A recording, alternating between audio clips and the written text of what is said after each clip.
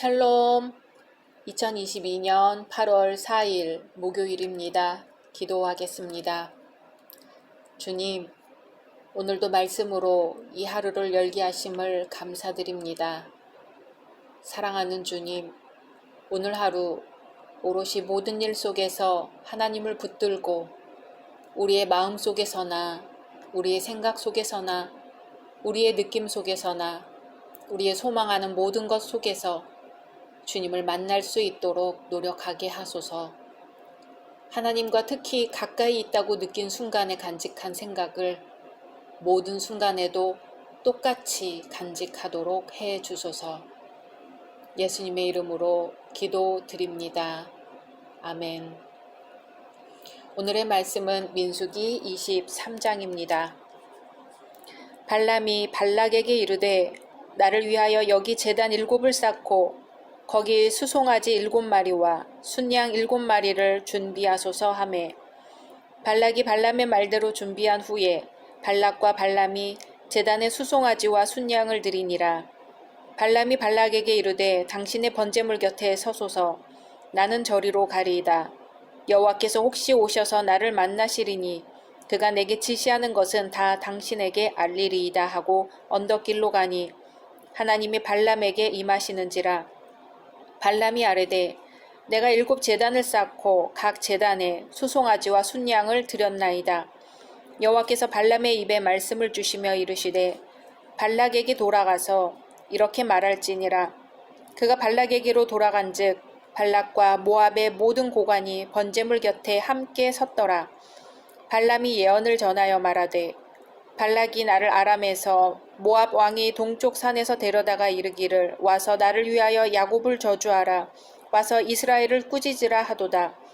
하나님이 저주하지 않으신 자를 내가 어찌 저주하며 여호와께서 꾸짖지 않으신 자를 내가 어찌 꾸짖으랴. 내가 바위 위에서 그들을 보며 작은 산에서 그들을 바라보니 이 백성은 홀로 살 것이라. 그를 여러 민족 중에 하나로 여기지 않으리로다. 야곱의 티끌을 누가 능히 세며 이스라엘 4분의 1을 누가 능히 셀고 나는 의인의 죽음을 죽기 원하며 나의 종말이 그와 같기를 바라노라 하매 발락이 발람에게 이르되 그대가 어찌 내게 이같이 행하느냐. 나의 원수를 저주하라고 그대를 데려왔거늘 그대가 오히려 축복하였도다. 발람이 대답하여 이르되 여호와께서 내 입에 주신 말씀을 내가 어찌 말하지 아니할 수 있으리이까. 발락이 말하되 나와 함께 그들을 달리 볼 곳으로 가자. 거기서는 그들을 다 보지 못하고 그들의 끝만 보리니 거기서 나를 위하여 그들을 저주하라 하고 소빔 들로 인도하여 비스가 꼭대기에 이르러 7 제단을 쌓고 각 제단에 수송아지와 순양을 드리니 발람이 발락에게 이르되 내가 저기서 여호와를 만나 뵐 동안에 여기 당신의 번제물 곁에 서소서 하니라. 여호와께서 발람에게 임하사 그의 입에 말씀을 주시며 이르시되 발락에게로 돌아가서 이렇게 말할지니라. 발람이 가서 본즉 발락이 번제물 곁에 섰고 모압 고관들이 함께 있더라. 발락이 발람에게 이르되 여호와께서 무슨 말씀을 하시더냐. 발람이 예언하여 이르기를 발락이여 일어나 들을지어다. 십볼의 아들이여 내게 자세히 들으라. 하나님은 사람이 아니시니 거짓말을 하지 않으시고 인생이 아니시니 후회가 없으시도다. 어찌 그 말씀하신 바를 행하지 않으시며 하신 말씀을 실행하지 않으시랴. 내가 축복할 것을 받았으니 그가 주신 복을 내가 돌이키지 않으리라. 야곱의 허물을 보지 아니하시며 이스라엘의 반역을 보지 아니하시는도다. 여호와 그들의 하나님이 그들과 함께 계시니 왕을 부르는 소리가 그 중에 있도다. 하나님이 그들을 애굽에서 인도하여 내셨으니 그의 힘이 들소와 같도다. 야곱을 해할 점술이 없고 이스라엘을 해할 복술이 없도다. 이때에 야곱과 이스라엘에 대하여 논할진대 하나님께서 행하신 일이 어찌 그리 크냐 하리로다. 이 백성이 암사자같이 일어나고 수사자같이 일어나서 움킨 것을 먹으며 죽인 피를 마시기 전에는 눕지 아니하리로다 하매 발락이 발람에게 이르되 그들을 저주하지도 말고 축복하지도 말라. 발람이 발락에게 대답하여 이르되 내가 당신에게 말하여 이르기를 여호와께서 말씀하신 것은 내가 그대로 하지 않을 수 없다고 하지 아니하더이까. 발락이 발람에게 또 이르되 오라 내가 너를 다른 곳으로 인도하리니 내가 거기서 나를 위하여 그들을 저주하기를 하나님이 혹시 기뻐하시리라 하고 발락이 발람을 인도하여 광야가 내려다 보이는 부올산 꼭대기에 이르니 발람이 발락에게 이르되 나를 위하여 여기 7 제단을 쌓고 거기 수송아지 7마리와 순양 7마리를 준비하소서. 발락이 발람의 말대로 행하여 각 제단에 수송아지와 순양을 드리니라. 아멘. 앞장 민수기 22장에서 모압 왕 발락은 이스라엘이 가나안 원주민들을 격파하고 전진해 오고 있다는 소문을 접하고 위기를 느꼈습니다. 그래서 부돌의 복술가 발람을 초청하여 이스라엘을 저주하려고 했습니다. 오늘 민수기 23장은 발락의 초청에 응한 발람이 이스라엘을 향한 예언의 메시지를 전하는 장면입니다. 이 장면은 24장까지 계속되지요. 예언의 주 내용은 이스라엘을 향한 저주가 아니라 오히려 그들의 번영과 축복에 관한 것들이었습니다.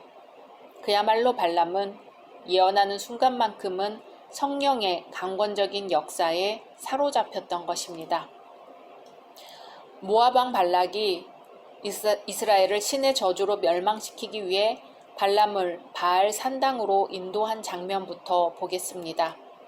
이곳에서 발람은 자신의 고향 메소포타미아의 풍습에 따라 단을 쌓고 제사를 드립니다. 그리고 이스라엘을 저주하려는 자신의 계획에 대해 하나님의 동의를 구하려고 합니다. 하지만 하나님께서는 발락과 발람의 의사와는 반대로 이스라엘을 결코 저주할 수 없는 이유들을 발람의 예언하는 입술에 두셨습니다. 발람의 첫 번째 예언은 이스라엘을 축복하는 것이었습니다. 모압 왕 발락은 심히 불평했지만 발람은 여호와의 강권적인 역사를 뿌리칠 수 없었지요. 여기서 우리가 유의할 것은 발람은 모압 왕 발락이 제시한 물질에 눈이 어두워 하나님께 묻기도 전에 이미 이스라엘을 저주하려는 계획을 그 마음에 굳히고 있었다는 점입니다. 즉 결정은 자기가 하고 하나님께는 자기가 일할 수 있도록 그저 힘만 빌려달라는 식이었지요.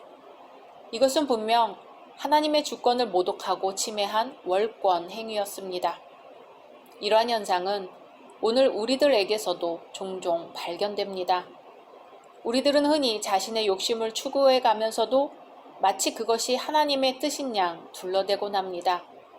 이런 어리석음은 하나님에 대한 바른 신앙관을 확립하지 못하고 또 그분을 온전히 신앙하지 못했다는 단적인 증거입니다.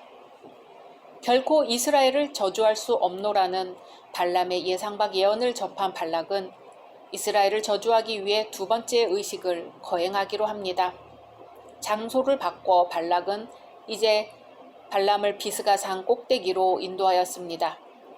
그곳에서는 이스라엘 진영의 끝자락만 보입니다. 발람은 이곳에서 하나님의 새로운 동의를 구하기 위해 바알 산당에서 했던 것처럼 이방 종교 제사 의식을 집행했습니다. 그러나 하나님께서는 이번에도 발락의 간악한 기대와 발람의 탐욕에 빠진 마음과는 달리 이스라엘을 축복하는 말씀을 발람의 입에 두셨습니다. 그 예언의 주 내용은 하나님께서는 당신의 언약을 끝까지 지키시는 분이시며 그러기에 이스라엘의 가나안 정복이 성공리에 끝날 것이라는 사실이었습니다. 이 예언을 접한 발락은 또다시 화를 내었습니다. 발람은 그 예언이 전혀 자신의 의사와는 무관한 것이라고 다시 한번 변명하지요. 이렇게 두 번째 이스라엘 저주 기도는 실패로 돌아갔습니다. 발락은 이에 굴하지 않고 저주를 위한 새로운 장소로 부올산 꼭대기로 발람을 다시 인도합니다. 부올의 아들 발람은 모압 왕 발락의 부탁으로 이스라엘을 저주하도록 초청을 받은 자였지만 하나님께서는 오히려 그러한 발람을 사용하사 이스라엘을 축복하는 도구로 사용하셨습니다. 오늘 발람은 하나님의 속성을 크게 오해하고 하나님을 자기와 같이 뇌물을 받으시는 분으로 착각하였습니다. 그래서 모압 왕 발락에게 7단을 쌓고 거기에 수송아지 7과 수양 7을 준비하도록 요청했습니다. 여기서 특별히 7단, 7수송아지, 7순양을 요청한 것은 7이라는 수가 바벨론에서는 완전한 번영을 상징하는 숫자이기 때문이죠. 발람은 내가 7단을 베풀고 매 단에 수송아지 하나와 순양 하나를 드렸나이다 라고 자랑스럽게 말을 꺼낸 것으로 보아 하나님도 이 정도면 넘어가시겠지 하고 여긴 것 같습니다. 그러나 그것은 발람의 착각이었습니다. 하나님은 이사야 선지자를 통해 말씀하십니다. 너희의 무수한 재물이 내게 무엇이 유익하뇨? 나는 수양의 번제와 살진 짐승의 기름에 배불렀고 나는 수송아지나 어린 양이나 순염소의 피를 기뻐하지 아니하노라고 하십니다. 인간의 마음 중심에 진실함이 없다고 말씀하시는 거죠. 그리고 오히려 발람이 이스라엘을 저주하려고 하자 그 입술을 강권하셔서 이스라엘을 저주하려던 것과는 정반대의 내용을 말하게 되었습니다. 발람은 하나님께서 이스라엘을 복 주시기로 이미 결정하셨기 때문에 그 어떤 것도 또 무엇으로도 이스라엘을 저주할 수 없었습니다.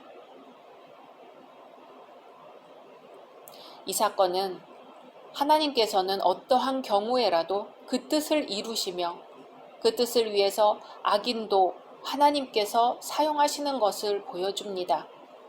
또 인간의 역사는 하나님의 절대적인 주권 하에 있다는 것을 보여줍니다. 혹시라도 자신의 형통을 바라는 마음으로 하나님께 헌금을 하는 사람이 있다면 하나님께서는 뇌물과 상관없이 그 뜻을 이루시는 분임을 알아야겠습니다. 또한 우리에게 일어난 일들은 우연이 아닌 하나님의 뜻 가운데 일어난 일임을 알고 하나님의 선하신 뜻이 무엇인지 분별해야 하겠습니다. 하나님은 허울 좋은 몇 마디와 행위와 재물에 넘어가는 호락호락한 분이 아닙니다. 순종이 제사보다 낫고 듣는 것이 수양의 기름보다 낫다는 말씀을 기억해야겠습니다. 진정 하나님께서 원하시는 것은 신령과 진정이 깃든 참되고 살아있는 예배입니다. 각자 말씀 묵상하신 후 주기도문으로 마치겠습니다.